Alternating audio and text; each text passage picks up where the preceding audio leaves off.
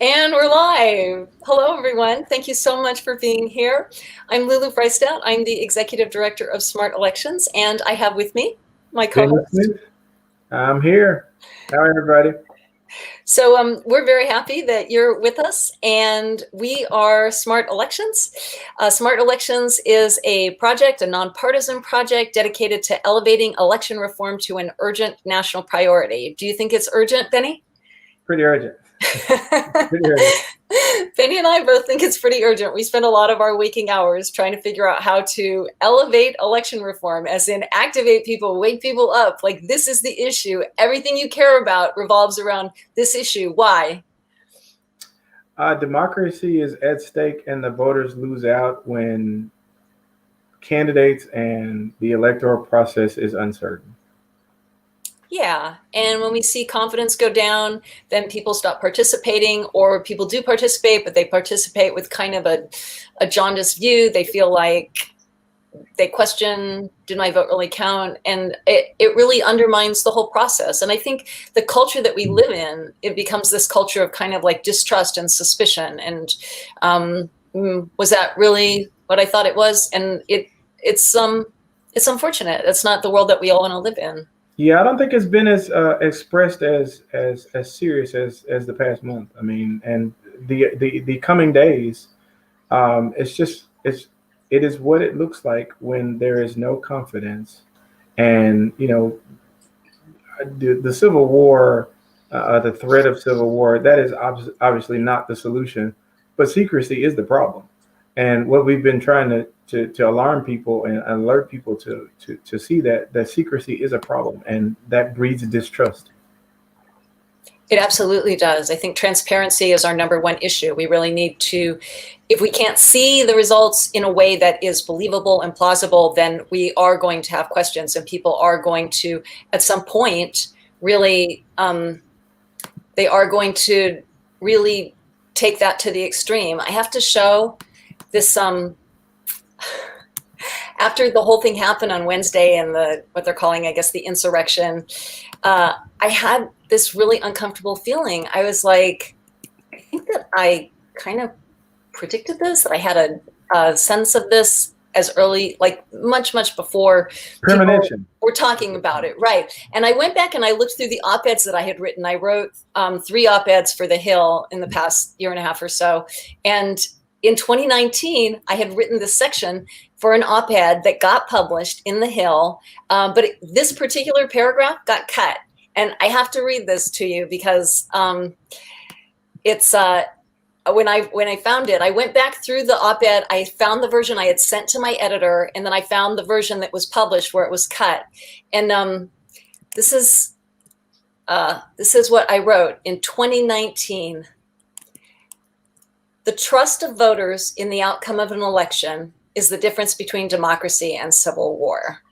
In a society disrupted weekly, sometimes even daily now by mass shootings, it is ever more likely we could face the prospect of armed voters disbelieving the results of an election and protesting violently,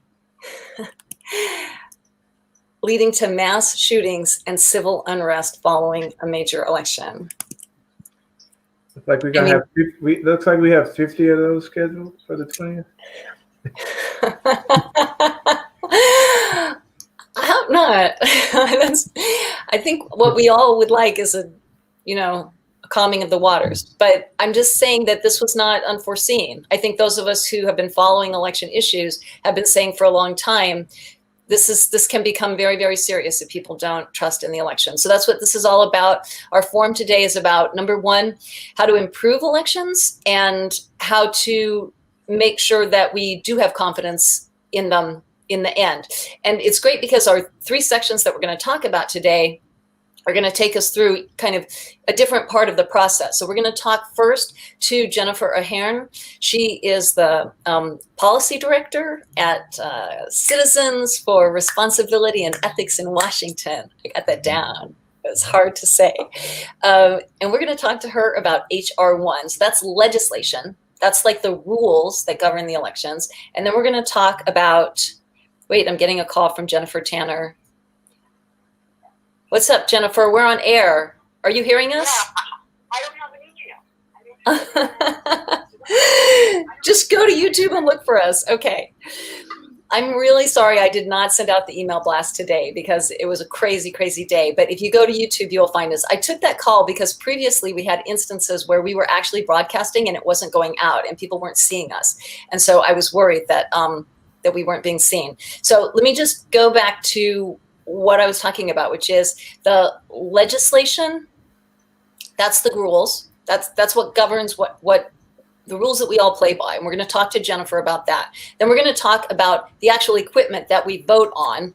That's another part of it that can be either something that provides confidence or weakens confidence. In New York, we've got this big battle against the ExpressVote XL, which is going to undermine confidence. And then we're going to talk about how we audit and have public oversight of the process with our data team leader, Sharon Minsuk. So we've got like 3 different sections there that all kind of interrelate. And we'll bring Benny back on at different points and ask him questions. Benny, I think it's always such a wonderful opportunity to have you here because you are an election commissioner. So actually, after we talk to Jennifer, we'll come back and ask you what you think the effect would be of having HR1 passed. Like how would that affect elections in Shelby County, Tennessee specifically? Okay. So I look forward to hearing that from you. Right. Okay, so we're going to get started right now, and we're going to see Benny shortly. And right now, what we're going to do is we're going to bring on Jennifer Ahearn. Jennifer, it is such a pleasure to have you here. Hi, thanks for having me, Lulu. It's really great. So Jennifer works with an organization, and you want to go ahead and just tell us a little bit about your organization? Sure. And the organization is Citizens for Responsibility and Ethics in Washington. You may also know us as CREW. And we are a nonpartisan, nonprofit. We do, I would say, a lot of impact litigation in the campaign finance and ethics areas. We also file complaints, FOIA litigation. We really try to do accountability from a lot of different angles and cover the waterfront. And, you know, if you have maybe heard of the term emoluments in the last few years, that's maybe because of us. So, you know, we work on a wide variety of different things. And, you know, I'm the policy director there. So one of my jobs is to really take all of that work and try to project it into the policy space and make the best rules for ethics and accountability that we can. So HR1 is obviously a big part of what I work on, and happy to be here to talk with you all about that. That's cool. I have to ask because I don't know what the emoluments clause in. I feel like I'm supposed to, but quickly, what is that? Sure.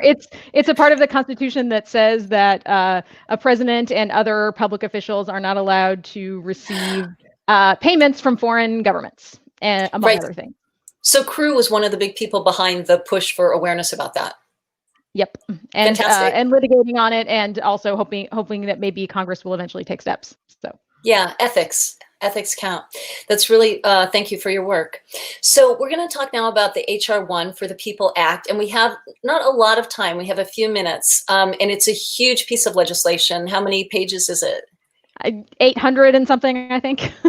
Wow, it's a lot. It's big. Okay. Yeah. So what we're going to be able to do is do a broad overview. And I am going to put into the chat, we did, Smart Elections had what we called a deep dive, where Jennifer and also one of the directors from Common Cause, Aaron, Aaron Sherb. Aaron Sherb, thank you, was on the call, and I'll go ahead and put that into the chat also.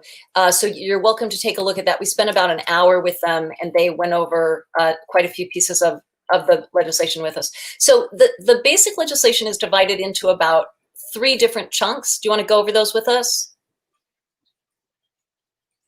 Sure. It's really got 3 big elements. One big title on voting issues, one big title on campaign finance, and one on ethics issues. And the ethics title covers both the executive branch, but also Congress and the judicial branch as well. So it's pretty comprehensive in what it covers.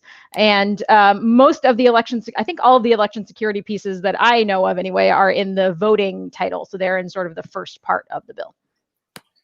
So what are the things that, I mean, I'm just going to pull up this this website too. This is from DFAD, and I'm pretty sure that I showed this previously when we talked about HR1. This is the DFAD is Declaration for American Democracy, and it is a coalition of over, I think, 170 groups now that are working for democracy reform. And this is their website. It's dfadcoalition.org. And I'll put this link into the chat also. This has a lot of kind of good summary information in terms of, because it's a big bill and it does a lot of different things. And so these are some of the broad things that it does. Gets money out of politics, or at least is trying to do that, makes voting simpler, safer, and fairer, and holds public officials accountable. Do you want to go through a little bit of those with each one of us, Jenna, with each one of those, and then we'll see if we have questions for you on that section? Sure. So I guess I'll start with the big money in politics part, since that's the first one on the screen.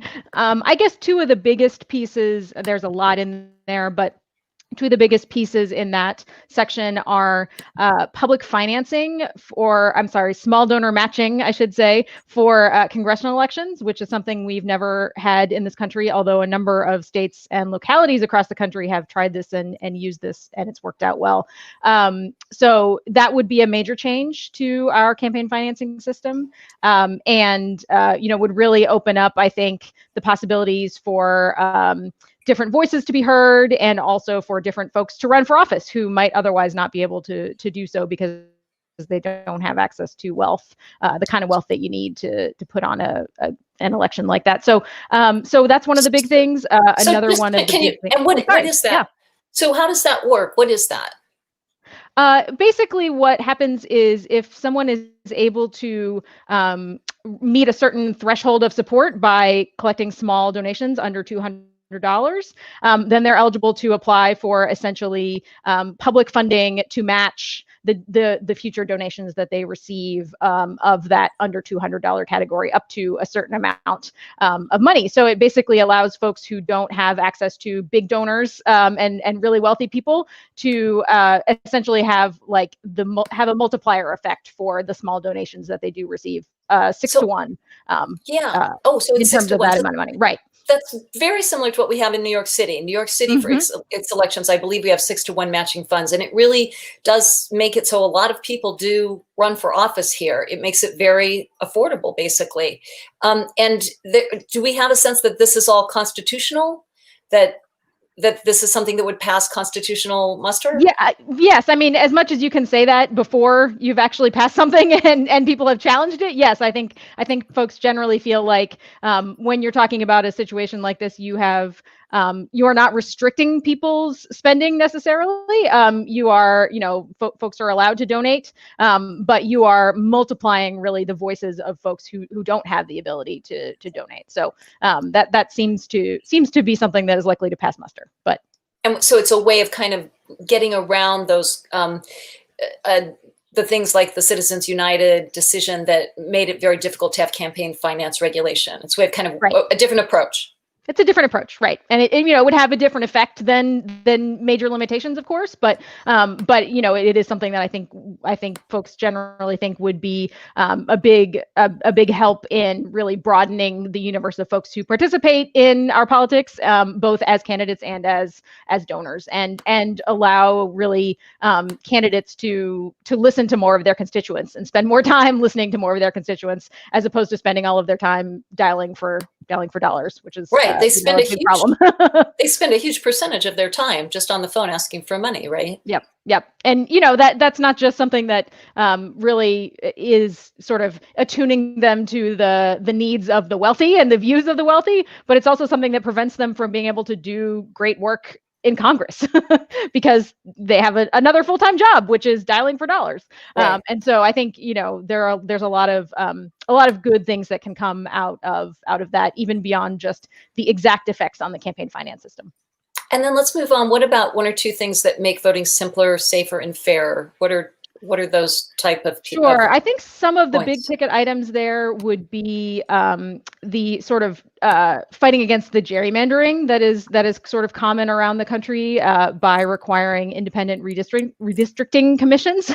I think that's something that a lot of folks folks feel if you had that uniformly across the country, whereas you obviously have that already in some places, but it's not uniform, and so those opportunities to really sort of have politicians choosing their voters as opposed to really voters choosing their representatives in government. So I think that's one of the big things in the voting title that folks are relying on, and then a lot of election security provisions as well, and a lot of funding, I think, for elections statewide. You also have a number of provisions like really sort of increasing the use of early voting, of voting by mail, of a lot of alternatives that will maybe help folks, and also help folks register. So I think it's fairly comprehensive in terms of trying to really make it easier and safer for folks to vote. So let's talk about that, because that's something that I'm guessing that the conservatives in the Senate in particular are going to be very concerned about. Are they going to run up against, because it's already passed the House once, right? So we've cleared the hurdle of the House. So what we're talking about basically is, can it pass the Senate? Well, yeah, I mean, it passed the House in the last Congress, so it actually has not been voted on in the current Congress since that just started last week. So just so everybody knows, Okay, is clear on where we are, there will be another vote on this bill. There will be a vote on this bill in the House, sometime soon, I suspect. And but I think it has a really good prospect of passage in the House. I don't think we know what folks in the Senate, really on either side, are necessarily going to do about this. Every Senate Democrat sponsored the Senate version of this bill in the last Congress. So I think there will, again, I suspect, be very, very wide support among Democrats in the Senate. I think with Republicans in the Senate, it's a little bit harder to say. In the polling that we've seen of folks who consider themselves Republicans, I don't mean elected officials, but real people.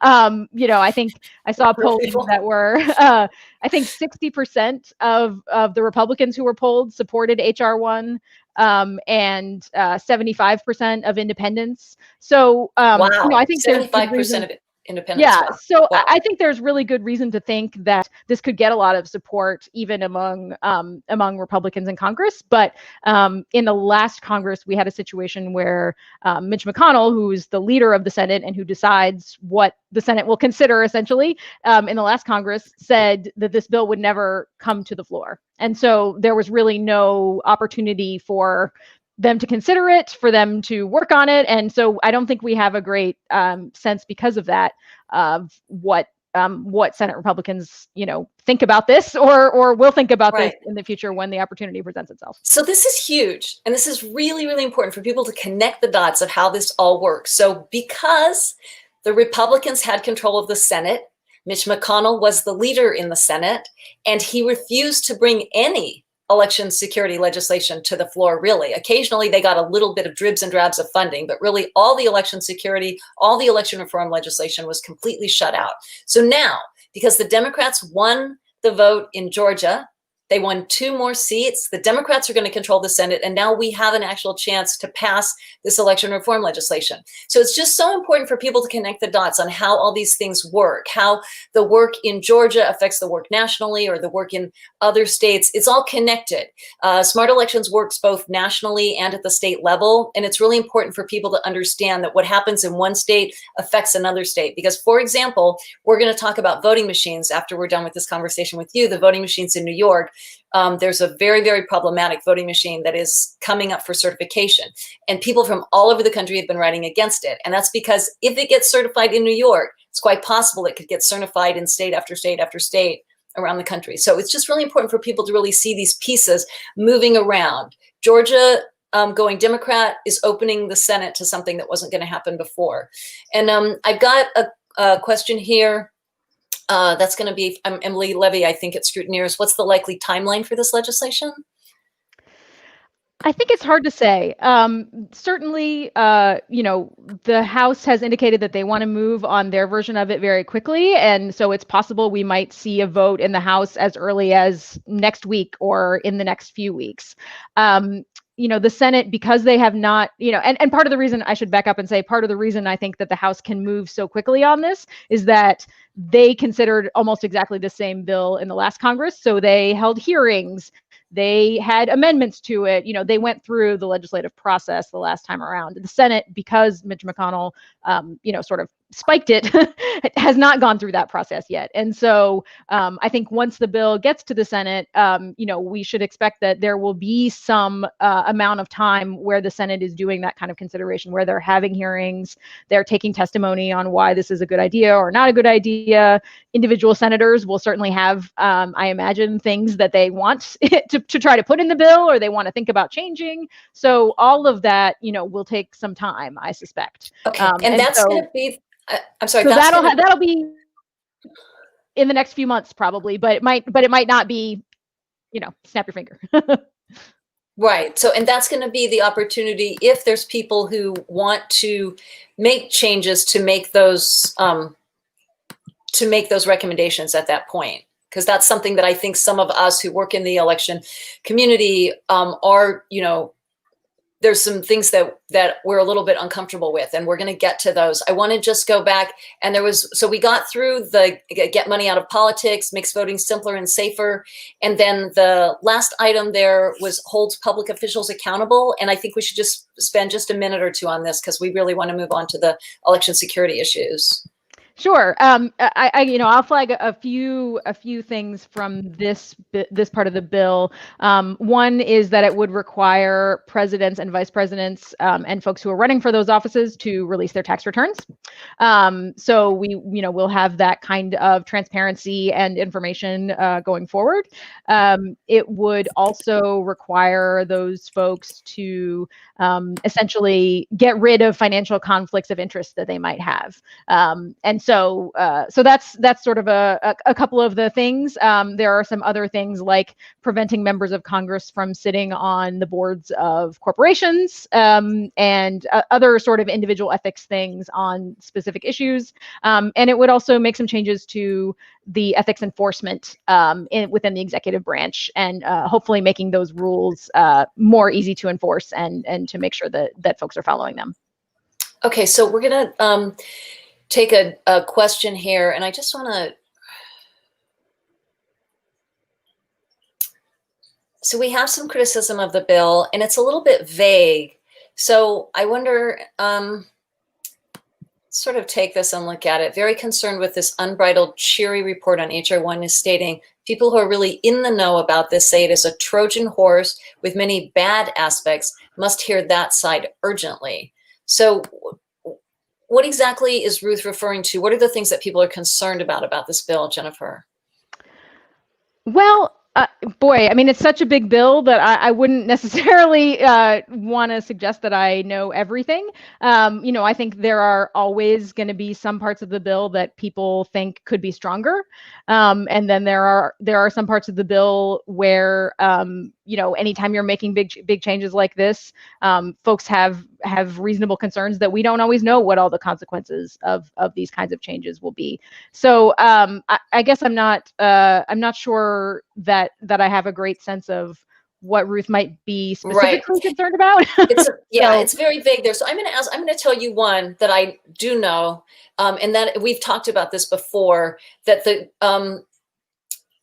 Green Party has let it be known that they're very concerned. One of the things that the bill does is it raises the bar to receive matching funds. And I believe that it goes from $5,000 is the current level to receive matching funds to $25,000 being the new level to receive matching funds in 20 states. And they are concerned that that could decimate their party and make it almost impossible for them to get on the ballot. So I know that we talked about this a little bit. Can you address that and the concerns about that, and whether or not it might be able to be something that could be changed in the bill? it's I can address some of that, but I don't know enough about the Green Party's actual financing to be able to really assess whether this would have that effect. I guess maybe I can give a little bit of background, at least on the provision that they're talking about, which is essentially a part of frequently a part of these systems where you have public financing of campaigns, in order to essentially make sure that people don't grift off it, and sort of that people don't come in and say, oh, I really want to run for office, but all they're doing is sort of coming in and trying to take the money. Well, I think it's a reasonable, I'm sorry, I do think it's a reasonable concern, and it's something that we've seen over and over again historically, is that the two mainstream parties do find ways to make it very, very difficult for third parties to challenge them. And a party, if the level has been at $5,000 for matching funds, and the Green Party has been successfully putting up a presidential campaign, cycle after cycle with that, it does seem like it could be a deliberate move against the Green Party to drastically raise that. I mean, that's a 5 times from 5,000 to 25,000 matching fund level is a 5-time increase. I mean, I wasn't I wasn't involved in drafting it, so I certainly can't tell you what people were thinking when they wrote it. I can just tell you what the point of these provisions has been in the past. I would also note that $5,000 limit, as I understand it, has been there since the 70s, and has not changed over time. And so if you look at the $25,000 amount, that's basically bringing that $5,000 up via inflation to current dollars. So while that's obviously, a change that the Green Party or any party would have to sort of account for, I think it's important to just have some sense of where this has been, so that you can understand what might be going on, here. Okay. And so I would also note, I just want to add one thing that is also new in that provision, which is that it's not possible anymore for any one person to give the total amount of money. So you still have to demonstrate a broader base of support, because you can't be more than $200 from any one person to get to that amount of money. So it's really about demonstrating that you have that popular support in each state. So it's not something that concerns you. I mean, I have to think, as an organization that protects kind of the little guy and responsibility and ethics, it's something that would concern you if you thought that it was going to really impede competition to the main parties. Right. I mean, I guess I think, you're looking at a situation where somebody has to find 125 people in a state who are willing to give $200. That doesn't seem totally unreasonable to me for a presidential campaign. That seems like something that probably is not going to be, particularly for a party like the Green Party that is pretty well established. That strikes me as something that doesn't seem out of the bounds of what would be doable. I could see an argument for a different number as well. I'm certainly not somebody who feels like this is obviously the solution and there's no other solution, but it doesn't strike me as completely beyond the pale.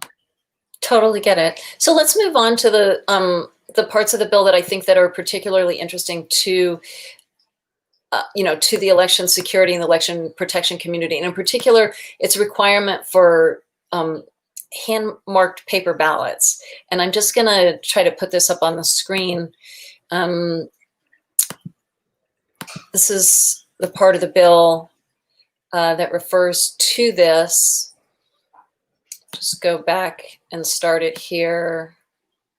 It's a little bit tricky. This is like this huge 800-page document. It's a little bit tricky to manipulate it. I was working with it earlier today, but I think I can get this down. So I'm just going to read this. So the voting system shall require the use of an individual, durable, voter-verified paper ballot of the voter's vote that shall be marked and made available for inspection and verification by the voter before the vote is cast and counted, and which shall be counted by hand or read by an optical character recognition device, that's an optical scanner, or other counting device. So that's interesting with the other counting device. For those of us who are trying to fight against like ballot marking devices that tabulate, it does not look like it rules out the ballot marking devices, because they can be counted by other counting devices. So I think that would allow for the BMDs.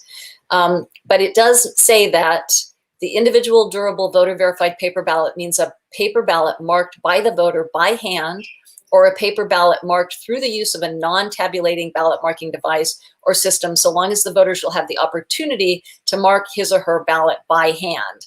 So it's kind of a lot of a kind of a big mouthful there, but do you want to try to summarize that a little bit for us? What's the intention there? Well, I mean, I think the intention is to try to write a definition that captures the main characteristics that are important, but also leaves open, the understanding that different states are going to have different approaches here, and so trying to capture the full range of what different states are doing with this kind of thing. So I think that's generally the approach that they are taking with this bill. So but that doesn't mean we've gotten all the specifics right. All right, so they're trying to kind of, states that already have ballot marking devices for universal use, they're trying to kind of like set it up so those states could still use the equipment that they have.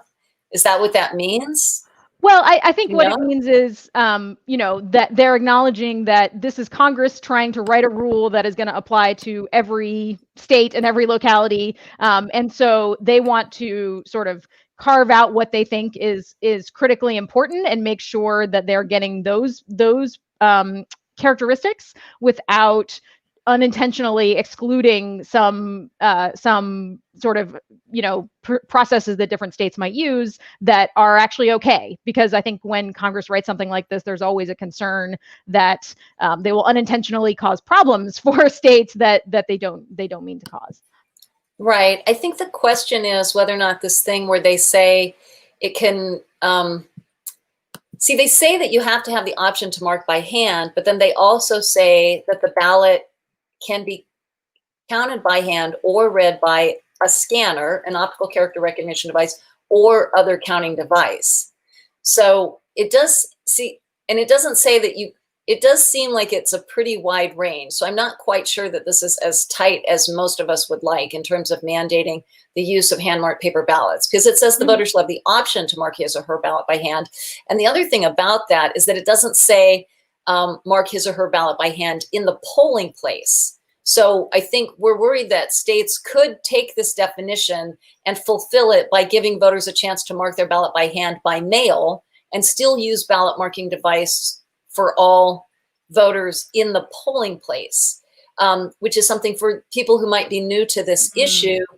It's something that's very concerning. Most election security experts say that ballot marking devices for use by all voters is a security problem, because the machine really, you can't ever know that how the machine actually marked the ballot. You can hope that it marked it correctly, but you can't know that for sure.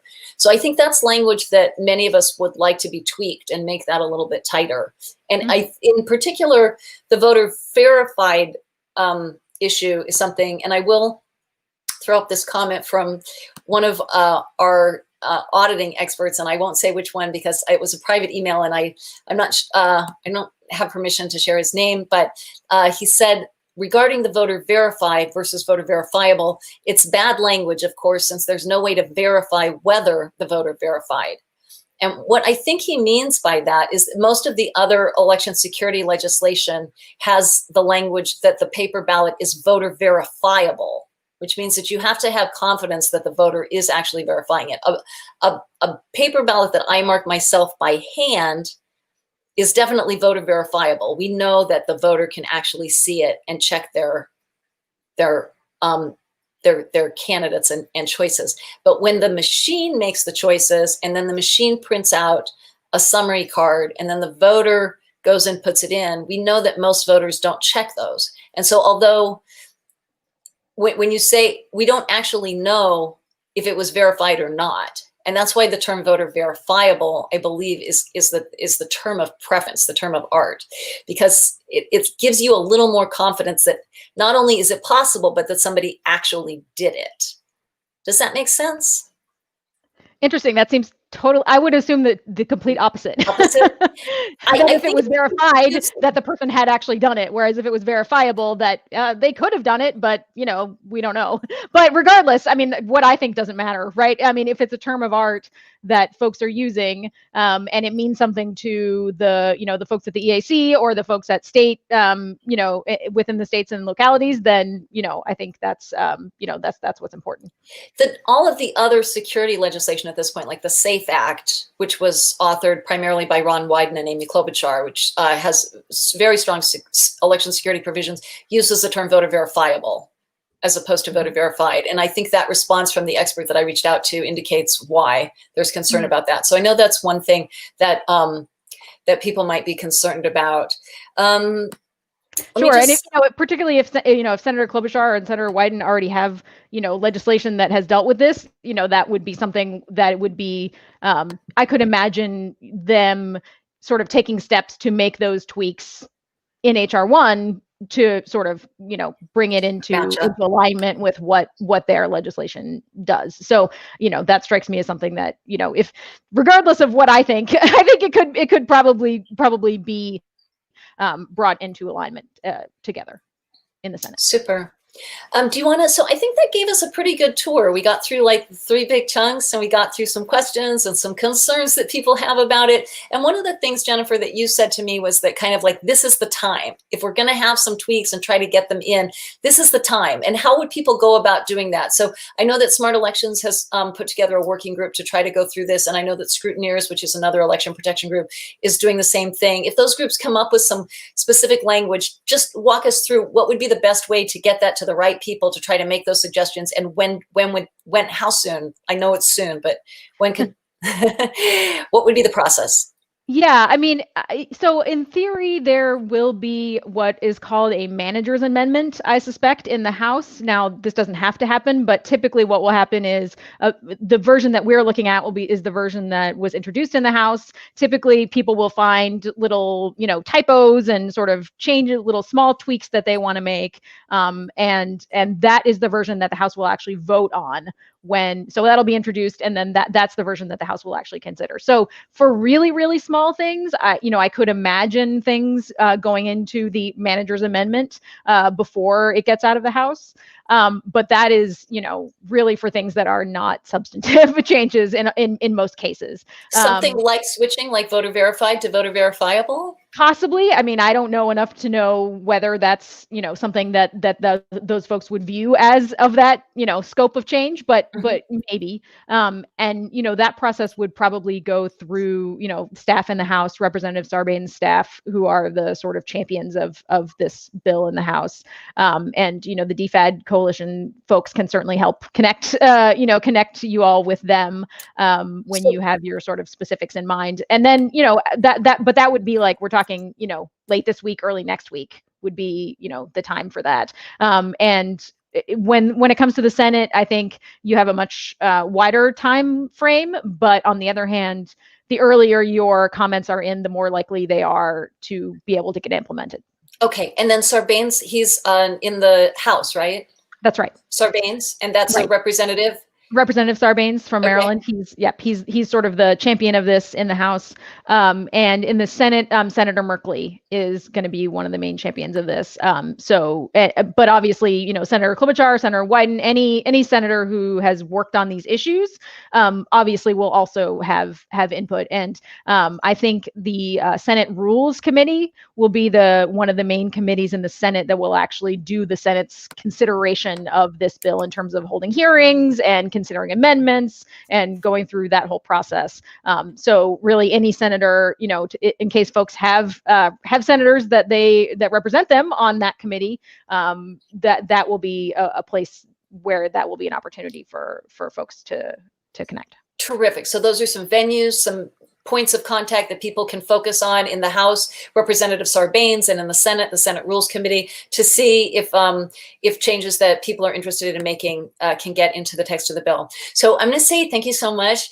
I really, really appreciate you joining us. And I'm going to just also put this, Jennifer was kind enough when she was talking to me to make this document that has kind of some of the key provisions in regard to election security. It has all of the page numbers. It has connections to the actual link of the full text, the almost 800-page document, and it has a whole list of election security issues, grants that are going to be made for risk limiting audits, and a whole slew of other things. So that's a foundation that all of us can use to do further research, because she's kind of pointed us in the right direction. And I have to say, Jennifer, you're the most knowledgeable person about this huge monster bill that I've encountered. And so we're really very, very grateful for you to come and share all of your wealth of knowledge with us. We really appreciate it.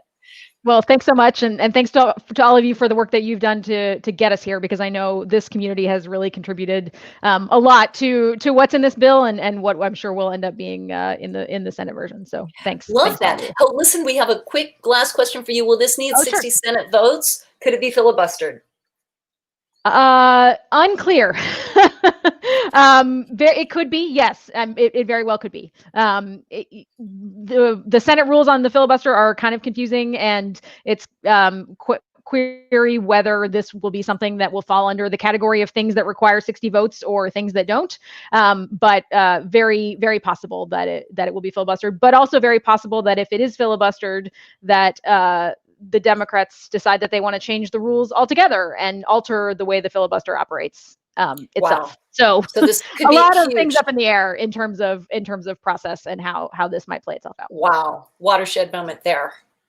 Okay, all right, we will keep our eyes on it. Thank you again so much for being with us. Okay. Thank you.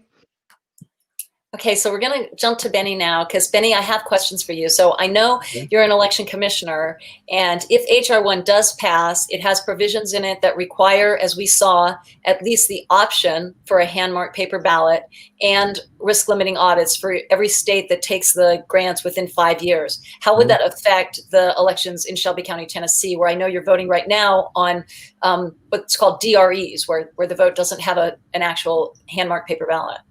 Right. So where we currently sit, we are in the process of purchasing the next generation of machinery. So it would technically define the purchase for us, instead of us having the fight that I've been having in Shelby County, pushing for hand-marked paper ballots. Because I looked at the legislation that you had up on the screen, and it literally creates the hand-marked paper ballot as the primary option.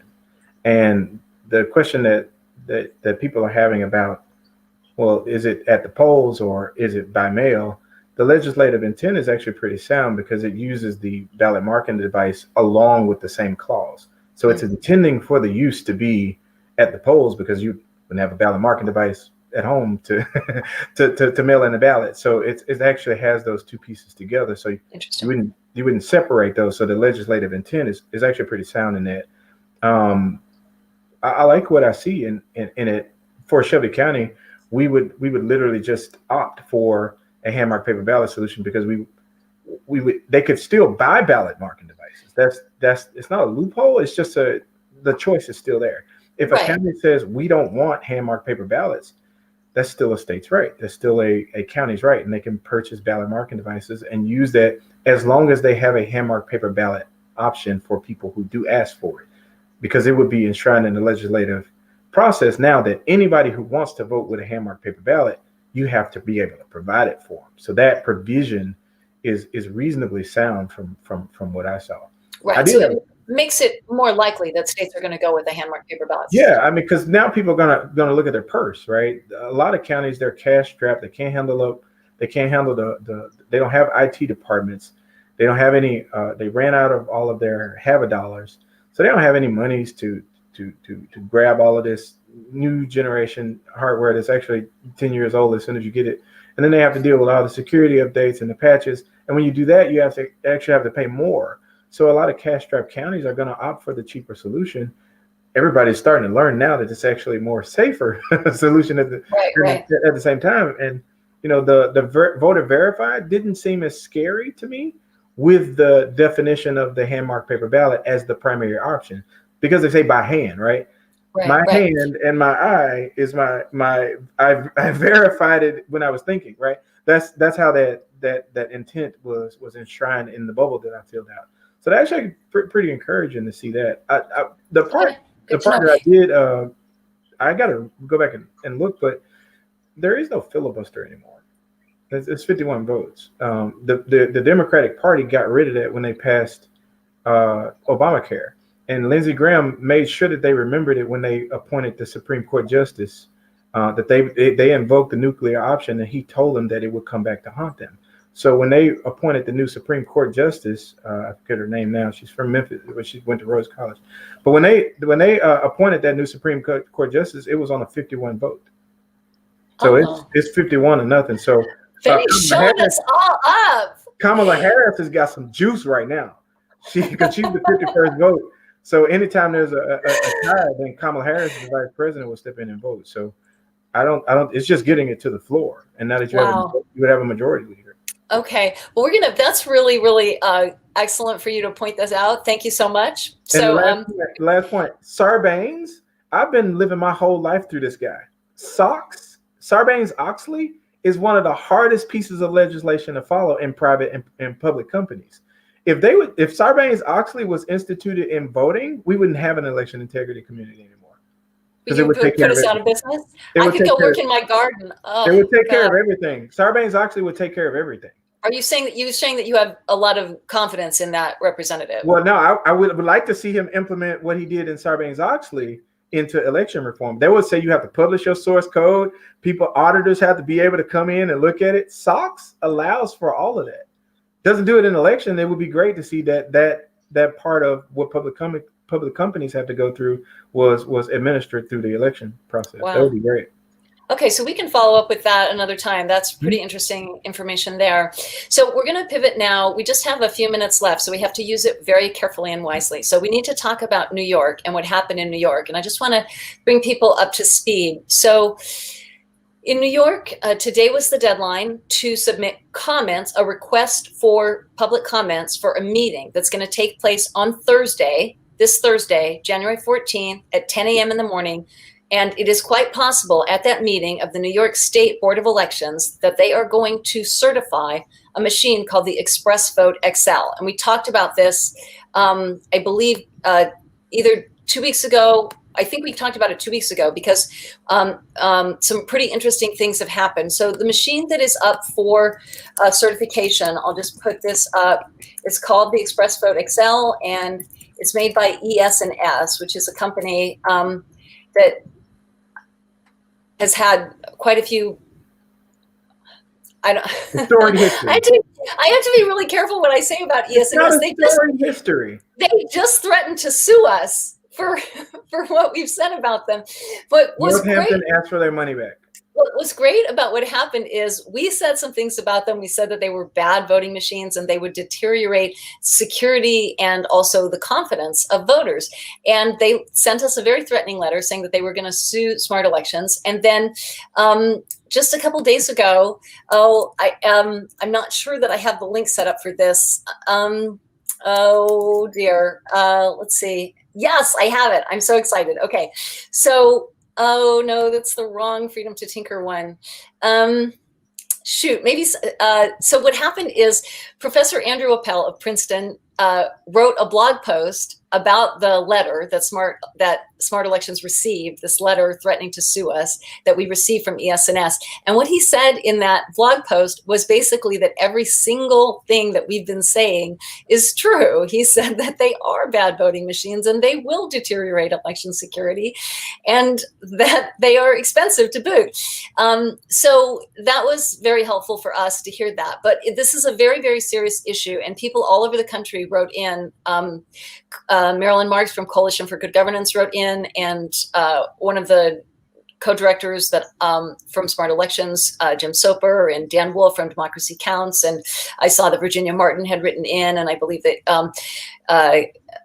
Karen, who is the coordinator of election, Karen McKim, coordinator of Election Integrity Wisconsin, I believe sent a letter. People from all over the country, Emily Levy from Scrutineers, experts from all over the country have come out of the woodwork to say what a problem this voting system is.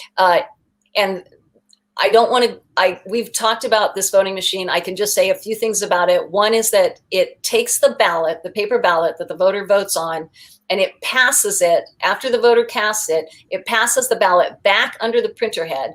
And so if it was under the control of malware, that ballot can then be changed by the voting machine. So it can actually change the paper ballot. And what that means is that the paper ballot, which is what we use to audit, no longer can be trusted.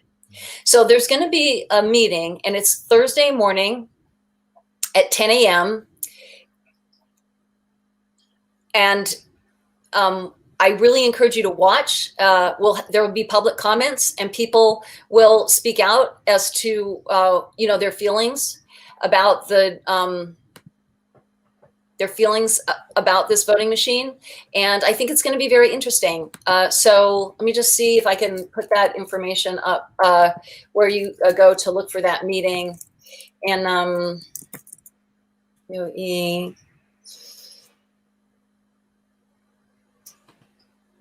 this is the website where you're going to go. And on that website, there will be a link on Thursday morning where you can watch that video. And I encourage you to do that. I'm putting that banner up.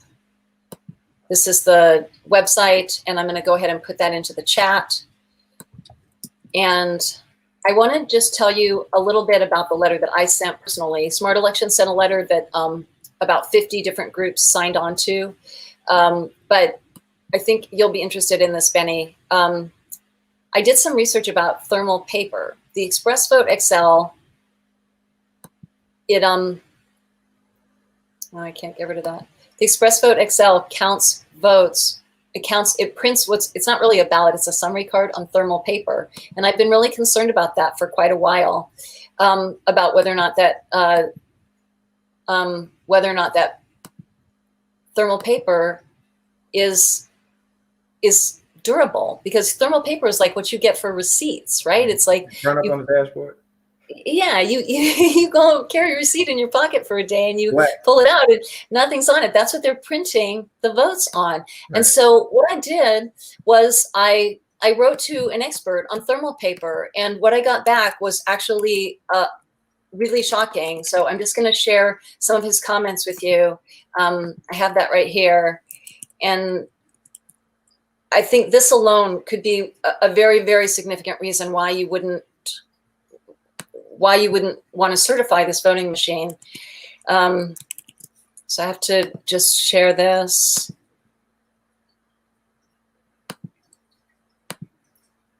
Okay, so let's just see if you see this. Yeah, so here's the letter, and I'm going to just scroll down so you can see it.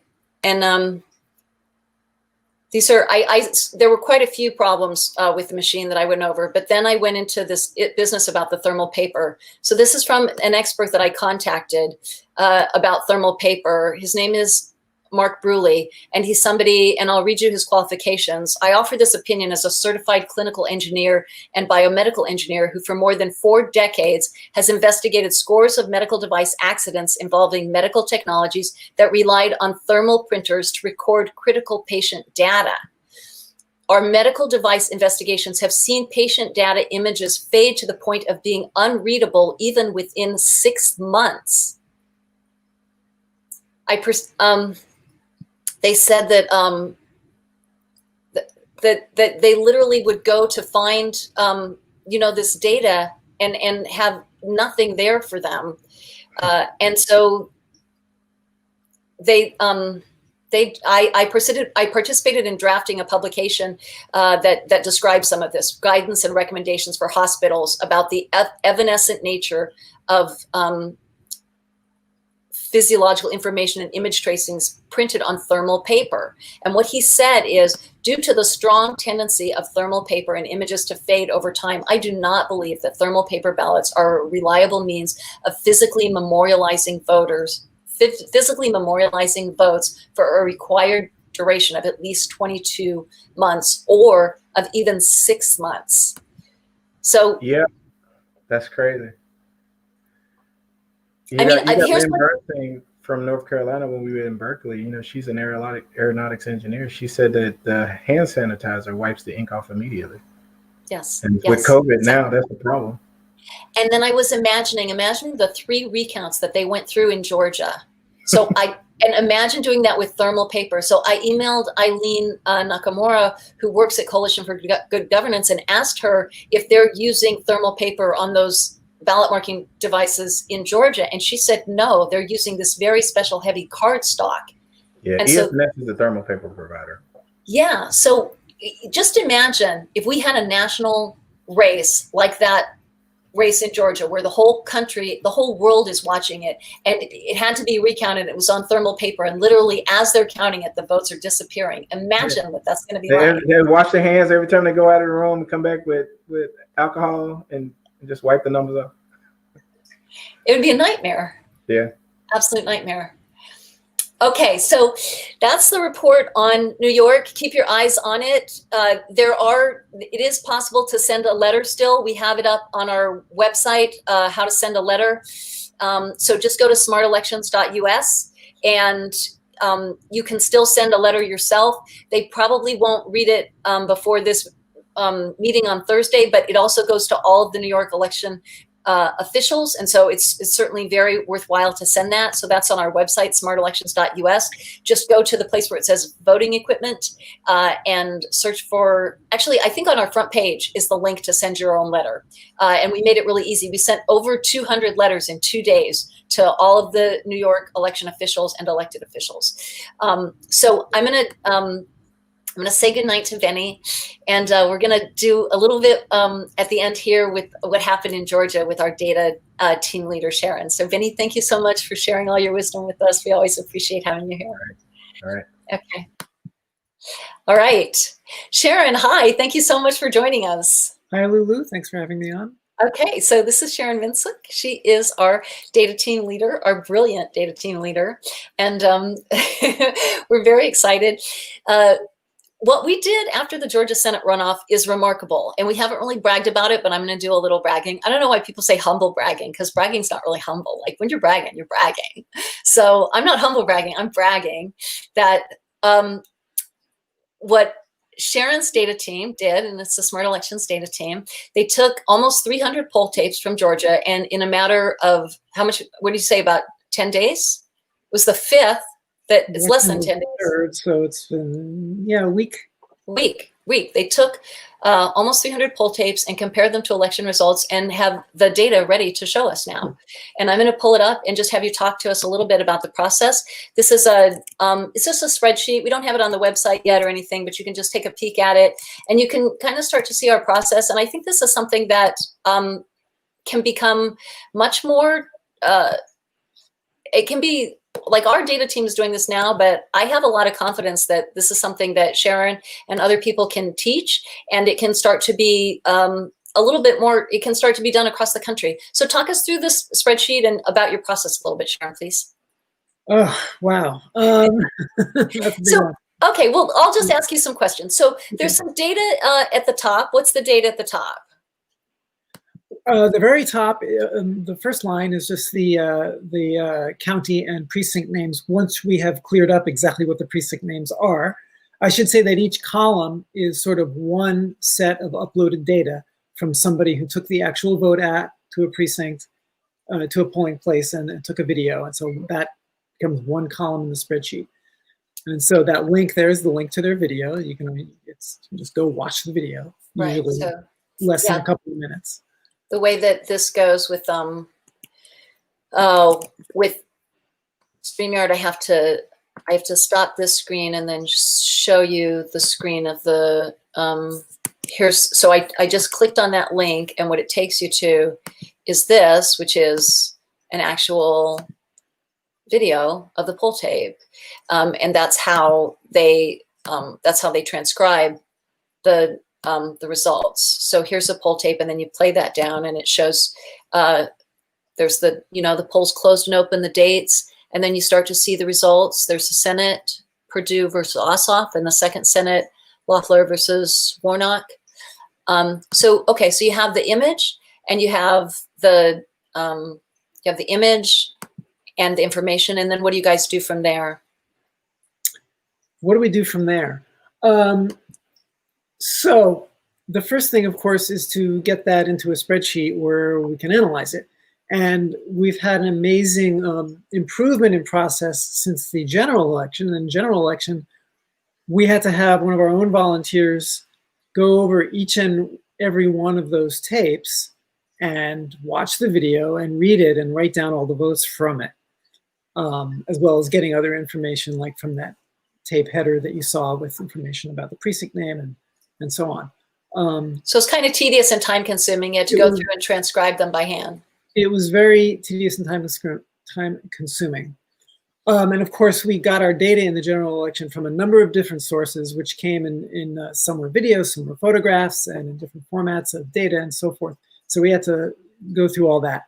This time around, we limited ourselves just to people using the actual vote app, which came from Democracy Counts, which already was the easiest way for us to get data, but they improved it this time.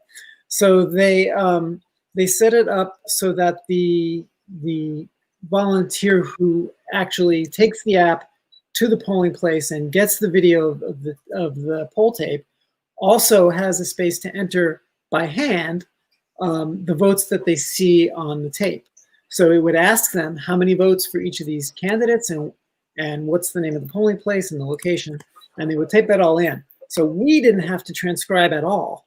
When we got the data from Democracy Counts, we not only got the link to the video, but we also had the votes already filled in. So now it wasn't, you know, that's still subject to human error, and it turned out that those people at the polling places still did make mistakes, so we had to look it over and we had to catch that stuff. But it saved us an enormous amount of work. So right, that, and the next step was done for us, getting it into the, yeah. And that's really important that each iteration we're getting faster, we're getting more efficient. So I put the link to the actual vote video into the chat if people want to kind of go see what that app is about. That's the app that we found to be most efficient. It's basically an app that people download and then they videotape the poll tape on their phone and then they upload it immediately, and then we get the data immediately. We get a lot of data with it. And what Sharon is saying this time is, in addition to taking the video, they had people actually do a little bit of just writing the numbers down, and it saved us a lot of time on this end. And that's how we were able to transcribe and compare close to 300 poll tapes. So tell us just a little bit, we're a little bit over time now, but just tell us a little bit about what you discovered when you compared the and for people who may not be familiar with this process, we've been talking about it for a while, but this is one way of auditing election results. Now, it does not audit every part of the process. It doesn't tell you what happened inside the voting machine. If there's malware running inside the voting machine, we will not catch it this way. There are other ways to catch that. What this checks is that the results that were produced on election night at the polling location are the same ones that got reported. And we've seen cases where that didn't happen. In the Georgia presidential race, close to 6,000 votes were not initially reported when they did their first count. And when they went back into the hand count, they found those votes that had been recorded at the polling location but didn't make it to the final count. There were like memory cards that got lost and people scanned ballots that didn't get finished. So we know that sometimes the votes don't get reported accurately. So what did you find this time? Just in the, and it's not all the poll tapes that you have, right? What do you mean? What's not? I mean, you don't have all the poll tapes in Georgia. Correct. We only have what volunteers find and upload. Right. And it was about how many counties? Oh, so it was here in Georgia, it's the Senate race. It was 6 counties only. Okay. Out of the 159 counties in Georgia or something like that. Okay, so a small sample. Yeah, but it included a lot of the most populous counties, like the ones around Atlanta. Okay. So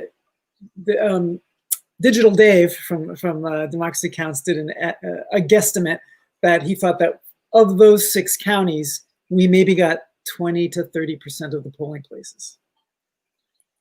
Okay, so 20 to 30%? Yeah.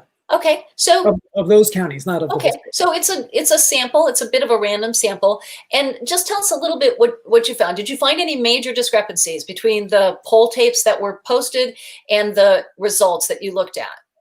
No major discrepancies, except in the case where it looks like a major discrepancy because they're reporting many more votes than we have, but that can easily be explained by us not having all the poll tapes. So there's not much we can make of that. Well, what we usually do is we follow up with the county and we say, hey, there is a discrepancy here. We're wondering, probably you didn't post the poll tape, or looks like maybe, so. Or not even you didn't post it. It could be there's another polling place and no volunteer went there. It just, we need to see if they have other poll tapes that we don't know about. No, the poll tape should be from each location. It should be the precinct location should match the results from that precinct. There shouldn't be.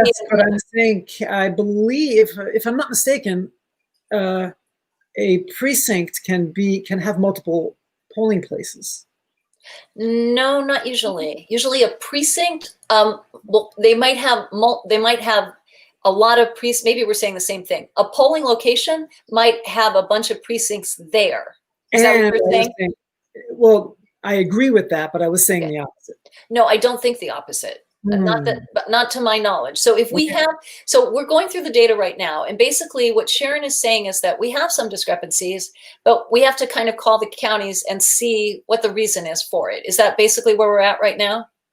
Yes. Now, of course, there's also the potential of the opposite discrepancy, where we find more votes on the poll tapes clearly visible and the county reports fewer. But we saw almost none of that. In fact, I can tell you exactly, we saw one vote out of all of that, where one candidate, and it wasn't even in the Senate race, it was in the, what's it called, Public Service Commissioner race, where one candidate had one vote more on the poll tape than was reported by the county. So okay, so there's just why, but it's a small thing. Okay, so there's discrepancies. There can be discrepancies in two different directions. They mean different things. If there's, you never want the votes to go down, basically, right? So if we have a certain number of votes and they don't show up, that's very serious. We did not find that. What we found is the opposite. The votes showed up, but we didn't have a record of them at the polling location. We have to find out, is that because there's like a missing poll tape or something like that? We have to kind of do more investigative work at this point. But I wanted to ask you one question. I was just going to say, Benny seems to be saying in the comments that you can have a split precinct. Each precinct only has one polling location. The exception is that people don't vote at their precincts for early voting. Okay, that's a little bit different. Okay, I don't want to get into the weeds on this. Precinct locations vary from state to state. It's very complicated.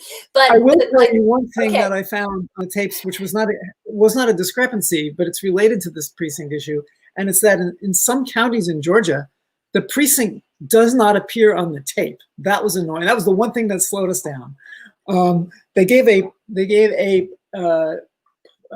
voting location, they called it, but it was not what we needed in order to look up in the results and compare to the published results where they use precinct numbers. So we had to do some Googling and find out, well, what precinct is this? So. We have a very, very resourceful data team. I have to say they're really good, but crackerjack. But okay, there was another thing that I wanted to ask you about that caught my eye in your notes, which was that you said that there's some voting machines that were in service all day and still produced a tape with 0 votes on them. Is that correct? Did I understand that correctly? Yeah, and there may be circumstances in which that's normal. And again, I was talking with Digital Dave, and he said that he has seen that before in other states, and maybe there's cases where that's normal. So I don't know what to make of it exactly. I'm not the expert on that. I think that's something that we want to pursue. That was something that caught my eye. I was like, that looks a little, I don't know, wasn't very comfortable about that. And to clarify, it's not the same as a so-called 0 tape, the one that they print out in the morning before voting starts. It's clearly distinct from that. It's printed out at the end of the day. So the machine was on and in operation throughout election day, but there's no votes on it. No votes. Very strange. Okay, so this is our report on the Georgia Senate runoff. I'm very, very impressed with our data team. Sharon, you guys did a fantastic job, and thank you so much for sharing that information with us. Oh, and by the way, points to you. People in the chat are saying that you are correct. I think Sharon is correct. Multiple polling places share single precinct. I've never heard of that, but I think so, yeah. Okay, here we go. We're always learning. So I just want to throw in kudos to my helpers, Sheila and Gretchen, on the team, who they figured out all that stuff about which precinct was which polling location, and did a lot of other good work too. Okay, I'm in deep admiration and gratitude to all of you. You guys are fantastic. Okay, so we're going to say goodnight and just wrap up here. Thank you so much for being with us and sharing all that. My pleasure. Okay. All right. And then we had a clarification too that I saw from Greg. Let's put that up. So I think Benny may be only partially correct, read the filibuster. It doesn't apply to nominations and some budget votes, but it does still apply to most legislation. Okay. Wait, Benny's coming back. He's going to justify his comment. He is correct. I said I needed to go and check because I remembered, and I got it in the back of my screen where Lindsey Graham said that they would regret it for nominations. So okay, so it could. So HR1 could still be filibustered. Yeah. So we are way past time, but we are just going to go through a few housekeeping, I guess what you would call it. Points of information that are very important for us to share with you. Okay, so the information down in below the YouTube in the information section, there's lots and lots of links for you to go to. So we are Smart Elections, and you can find out about us at our website at smartelections.us, and we have a second website where we put the data, like that Sharon was talking about, countthevote.info. We have a lot of data up there right now. Many of the comparisons that we did for the presidential race are up there, and they're fascinating to look at. We did a lot of reports, and we went over them last time. That's for our Count the Vote project. And if you want to get in touch with us, you do it at contact@smartelections.us. If you want to follow Benny and I, here's our Twitter. I'm at Lulu Freistat, and he's at Benny J. Smith. Looks like I have a space in mine there, but that's not right. It's just at Lulu Freistat, one word. Okay. Then if you want to support us, and we hope that you will support us, one of the things right now is that we have a fundraising campaign in the works, and you can donate to us at smartelections.us/donate. Just go to our website and look for the donate button. We are trying to raise $60,000 between now and the end of February, and that is partly so that we could raise some money and pay some of the people who have been doing volunteer work for us, and hopefully we can entice them to stay on. They've worked long, hard hours, and they really deserve to get paid. And if we want to keep them on and keep doing this really good work, we need to raise some money. So please, please do go there, do donate whatever you can. You can become a tax-deductible monthly subscriber. And we are asking you right now, please give as much as you can. We are trying to really up our game. And if you believe in our work, and if you think this is really meaningful and that this impacts your life and the world you want to live in, please, please do donate. You can also join our team. If you go to our website, there's places to volunteer. Especially the easiest place to volunteer is at the countthevote.info website. And then you can follow us. Where can they follow us, Benny? At Smart Elections. Right. So we're on Twitter, and we're on Facebook, and we're on Instagram, and we're on TikTok, and we're on YouTube. And all of these links are down below. Where are they, Benny? They're in the links below, and we won't get the platform because we tell the truth. Awesome. Okay, so that is our show, and we are really, really glad that you came here and shared this with us. Please do subscribe to the YouTube channel, make sure that you sign up for next week. That's really important. So sign up for our next forum. It is on January 26th, 2 weeks from today. And you can do that by going to our website, smartelections.us. There's a link there where you can always sign up for the forums. So we will see you back here 2 weeks. And remember, this is what democracy looks like. Good night, everybody. See you.